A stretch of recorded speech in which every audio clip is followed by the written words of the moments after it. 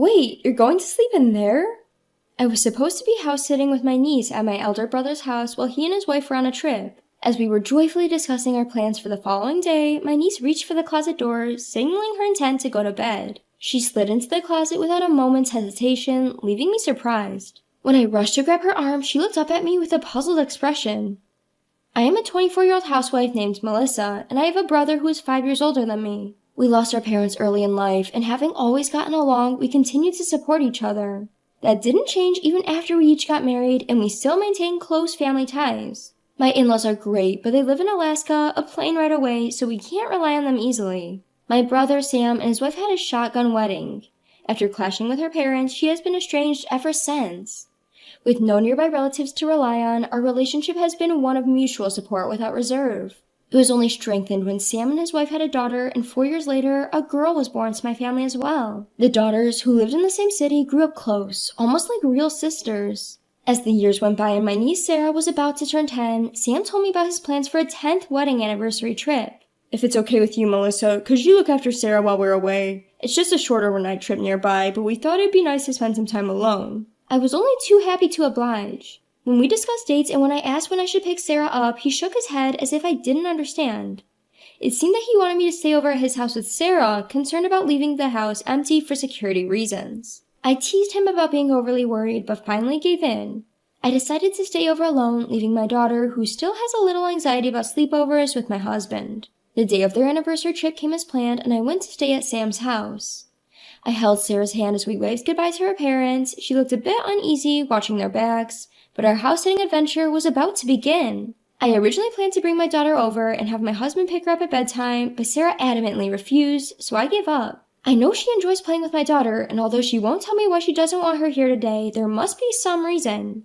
So, to cheer up a disappointed Sarah, I promised to take her to my house to play after breakfast the next day, which made her eyes light up. Sarah usually tailors her play with my daughter, so I brought some slightly complex games and puzzles that adults could enjoy as well. As I spread them out, I asked her what she wanted to play with. We spent our time playing games and cooking dinner together, but throughout, Sarah stayed close to me, constantly glancing around nervously. At first, I thought she might be lonely without her parents or still nervous, but her behavior didn't change even after a few hours. So I asked her if something was bothering her.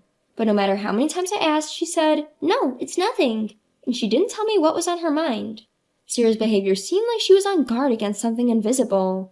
Only when it was time for me to go to bed did I finally understand what that meant. Sarah changed into her pajamas, opened the door of the closet with a smile, and said that she was going to sleep early today and leave for my house in the morning. In the closet, there was a bed. I couldn't figure out when it had been prepared. As I was trying to grasp the situation, Sarah quickly lay down on the bed and said goodnight while trying to close the door. "Hold on, Sarah, are you going to sleep in there?" I asked, my voice raising with surprise, to which Sarah answered with a serious face. "Yes, but it's okay. I'll leave it open just a little. If I hear anything, I'll wake up right away." Hiding my confusion, I invited Sarah to sleep with me. After some hesitation, Sarah finally agreed and joined me in my bed. She said that she wanted to leave the bed in the closet as a hiding place. I didn't understand why, but I told her it was absolutely fine. As cheerfully as possible, I asked her why she needed a hiding place. After making me promise not to laugh, she whispered, "The monster will come." Just hearing that might make you think she was still a sweet, innocent girl, but the story that followed was enough to make me believe in the existence of this monster. Sarah was shaking, clutching onto my arm. "The monster is really scary and clever. It only comes on the days when Daddy isn't home. If the monster comes, Mommy has to fight it off, and I mustn't leave the closet until she does. Mommy always cries while she's fighting. I once tried to help her, but I got so scared when the monster started banging on the closet door." I hugged the trembling Sarah and sighed deeply in my heart. Probably this monster does exist, and it's not some trick to get a child to bed. Discovering my brother's wife's affair in such an unexpected way made me feel lost. If this monster was my sister-in-law's lover, it wouldn't come to this house while she wasn't around. However, Sarah believes that the monster comes on the days when Daddy isn't home. Today, while my brother is away, the evidence is that she stayed close to me all day, guarding the windows and entrance. Considering my kind-hearted niece Sarah and my brother who trusts his wife, I felt a surge of anger towards my sister-in-law. But more than that, I wanted to reassure Sarah right now. I held her hand and smiled at her. "It's okay, Auntie's here today.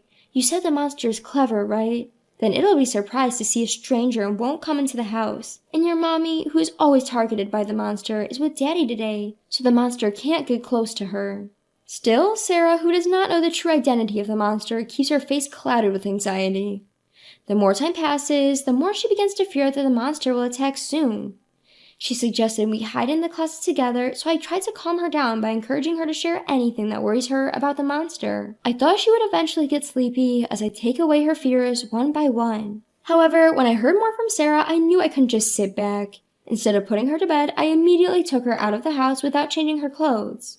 I rushed home in my own car and explained the situation to my husband and arranged for him and his friends to stay overnight at Sam's house. Around 10 p.m. on the day that my husband and his friends went on their way, I received a phone call from Sam asking about Sarah. "Has Sarah already gone to bed? You shouldn't forget about your husband and daughter once in a while and have a good sleep.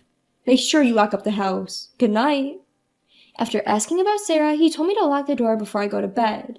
He strongly warned me not to leave the house, and it took all my strength not to let my voice tremble. After ending the call, I looked at Sarah, who was sleeping peacefully with my daughter, and vowed to drive out the monster. The next morning, my husband returned from my brother's house. I trembled with fear and anger at the sight of my husband telling me about the events of the previous night. I was relieved that my judgment the day before had been correct. My family spent the rest of the day at home with Sarah, waiting for my brother and his wife to come pick her up. Upon seeing me, my brother sternly questioned why Sarah and I had left the house at night. "Why didn't you sleep at our house? I asked you many times not to leave the house, didn't I? You said you understood, but what were you thinking when you just went home on your own?" The protest from him, accusing me of breaking my promise, made me feel uncomfortable. I coldly asked him why he, being on a trip, knew that we were not home. Then he replied while avoiding eye contact, "Well, we gave Sarah a smartphone with a GPS function." If that was true, he wouldn't have insisted so much on not leaving the house during the phone call the night before. If he had checked the GPS, he would have easily known that we were not at his house. Suppressing my urge to confront Sam immediately, I continued the conversation quietly so as not to be heard by the kids in the other room. "By the way, 2 unknown men came to your house late last night. Who are they? Why would they come to a house that's supposed to be occupied only by Sarah and me in the middle of the night?" "Suspicious individuals? I'm glad you're safe." His voice was trembling, but it was not from the fear of the suspicious individuals or the relief that his daughter was safe. He seemed to be choosing his words carefully, and his gaze was darting around. "Hey, about those guys." I pressed my brother, who was not giving clear answers about who those men might be, but my voice was cut off by my brother's wife, Kate. Whether she was worried about us talking any further, she began calling Sarah forcefully and said they were going home. When Sarah, who had been playing in another room, heard her mother's voice, she came out. Kate pulled her hand away with an obvious strength. Then Sam suddenly changed his attitude and said, "I don't forgive you for what happened, but I'm leaving today," and began to push Sarah back to leave the room. My brother and his wife tried to force Sarah to leave with them. When I tried to talk them out of leaving, they ignored me and did not even look back. Seeing Sarah reaching out to me in resistance to her parents, I hastily pulled her towards me. "Hey, what are you doing?" Caught off guard, Kate let go of Sarah's hand and cried out, but I shielded Sarah behind me, putting some distance between us and the couple. They spouted aggressive words, attempting to reclaim their daughter, and stormed towards us in a rage. My husband and I managed to force them out of the room, asserting that we would never allow them to take Sarah away. A police officer who had been waiting at the entrance instantly detained the couple. The police officers were trying to call my brother and his wife, who were totally confused by the unexpected situation. Sam insisted to the officer that we should be the ones apprehended, claiming, "They won't give back my daughter. My sister and her husband took her from our home and are keeping her here. Please rescue her quickly. This isn't the time to hold me down. I won't run or hide, so let me go."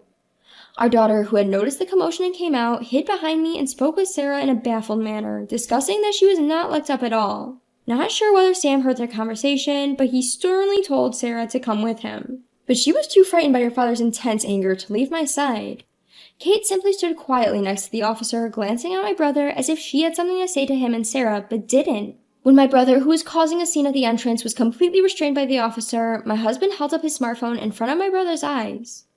Noticing this, I told Sarah and our daughter to wait again in the previous room and close the doors to keep the sound from leaking. Once my husband confirmed this, he silently started playing a video he had filmed at my brother's house the night before. Upon seeing it, the couple's faces instantly turned pale. The video began with the house key slowly turning and 2 men, apparently using a duplicate key, quietly entering the room. The men, in a good mood from their appearance, greeted my husband and his friends, mentioning my brother's name. "You guys are guests too, huh?" they said. One of them joked, "Hey, how much did you pay? He said I could get a 30% discount because the woman is his own sister, haha." They looked at my husband and his friends with a smirk on their faces. When my husband's friend gave a vague response, avoiding a direct answer, one of them boasted about the specific amount of money. He said that they were good friends with my brother and his wife and that they were able to get a discount from them. They continued, "We're lucky we get to play with the kid today, too." And the man's profile as he laughed was hideously villainous, to the point where calling him a monster would be an insult to a monster. I couldn't see the screen from where I was, but the audio alone was enough to give me goosebumps.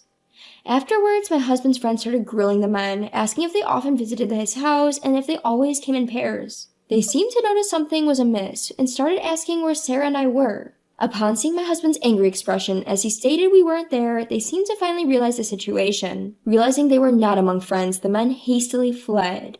It was unclear whether they hadn't noticed my husband's recording until the end or if they had intentionally not disclosed it. It seems like my brother, who is supposed to be a close friend of them, has never heard of the video before. He is trembling. He desperately insisted he knew nothing and was being framed. Until I watched the video, I thought my brother was innocent and that my sister-in-law had planned everything. But there's clear evidence in the video that my brother Sam handed over to me and little Sarah. No one was convinced by him pretending to know nothing, and he was taken away by the police. Kate was pretending to have no involvement, but the officers who had previously heard from Sarah had many questions for her, so they requested her to come along, and thus Sam and Kate were both taken into custody. Later, during the police investigation, Sam and Kate confessed everything and were arrested on the spot. Apparently, Kate used to invite men over to her house on the nights when Sam was working and received money. When she realized there was a particular demand for children, she took advantage of Sarah, making sure not to violate the law. To help her mother, who was being bullied by some nasty people, innocent Sarah did as she was told and posed for photos.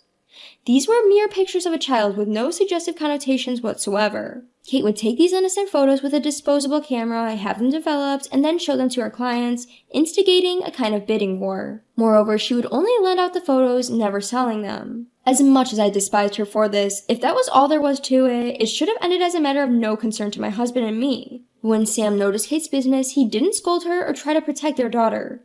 Instead, he started to gather men who would become their clients. He figured that if he increased the number of employees, the revenue would also increase.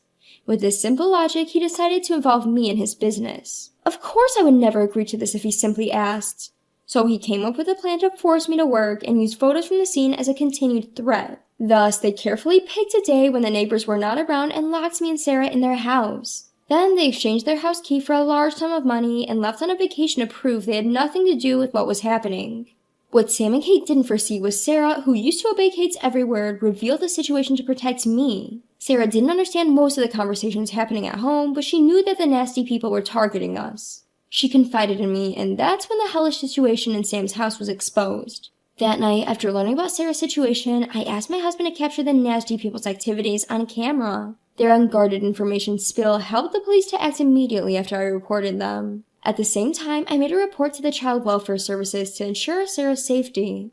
We informed the police about Sam and Kate coming to our house and had them arrested, finally protecting Sarah from the two of them. My brother and sister-in-law, who were arrested on severe charges such as violations of child welfare laws and the laws to prevent prostitution, did not escape imprisonment despite being first-time offenders. The pictures of the child that had been taken and stored over several years were deemed particularly egregious. Once an image is leaked on the internet, it can never be removed completely. I was chilled to the bone when the police told us this, but luckily, because Kate hadn't digitized the photos of Sarah or sold them and had kept them securely stored, we were able to prevent any leaks.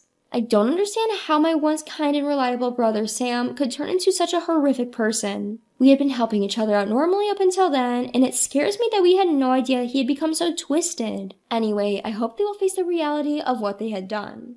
After the arrest of Sam and Kate, the monsters who were likewise questioned by the police later seemed to argue that they were innocent since it was just an attempted crime. However, the fact that someone's child's photograph was found in their house and that they seemed to be involved in some kind of other crimes confessed by Sam and Kate during the investigation led to their arrest on multiple charges as well. After dealing with the monsters and their associates lurking around us, we then inquired at the Child Protective Services about what would happen with Sarah. With both her parents arrested and no one to care for her, it was decided that Sarah would be taken away from her parents, who were absolutely unfit as guardians. That was a relief, but Sam and I don't have parents, and my sister-in-law's family has cut all ties. We learned that if we can't find someone who's willing to take her in after reaching out to the family of my sister-in-law, she would have to go to a foster care facility. After consulting with my husband, we decided to adopt Sarah.